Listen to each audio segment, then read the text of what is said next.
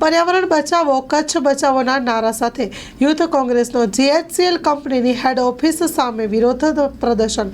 Chemical plant સ્થાપવાથી પર્યાવરણ પર ખતરો ઊભો થશે, પશુપાલનના વ્યવસાય પર ગંભીર અસર ઊભી થઈ શકે છે, દરિયાઈ કાચબા, માછલી અને સમુદ્રમાં રહેતા અન્ય સજીવો પર જીવલેણ અસર થશે। ડૉક્ટર ઉપેન્દ્રસિંહ જાડેજાએ જણાવ્યું, કચ્છ માંડવીના બાળા ગામે ખાતે GHCL કંપની દ્વારા કેમિકલ પ્લાન્ટ સ્થાપના માટે જઈ રહી છે, તેને લઈને અમદાવાદ ખાતે આવેલી તેની હેડ ઓફિસ સામે ગુજરાત પ્રદેશ યુવા કોંગ્રેસ દ્વારા હરપાલસિંહ ચુડાસમાની વિશેષ ઉપસ્થિતિમાં વિરોધ પ્રદર્શન કરવામાં આવ્યું હતું।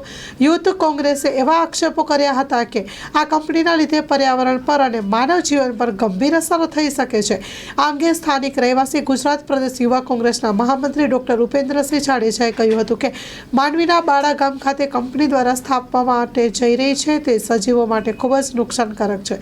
સમુદ્રમાં છોડનારું પાણી સંપૂર્ણ શુદ્ધ હોતું નથી, તેના લીધે તેમાં પ્રતિ લિટર 1000 સસ્પેન્ડેડ સોલિડ્સ હોવાની સંભાવના રહેલી છે। સસ્પેન્ડેડ સોલિડ્સના લીધે પાણી દૂધ્યું થઈ જશે। સમુદ્રમાં એલ્યુફેન્ટના નિકાલથી સમુદ્રી જૈવ વૈવિધ્ય મરીન ઇકોલોજી પર સંભવિત અવળી અસરો થઈ શકે છે, સમુદ્રીય જીવસૃષ્ટિ સુધી અસરો થશે એવું તેમણે જણાવ્યું હતું।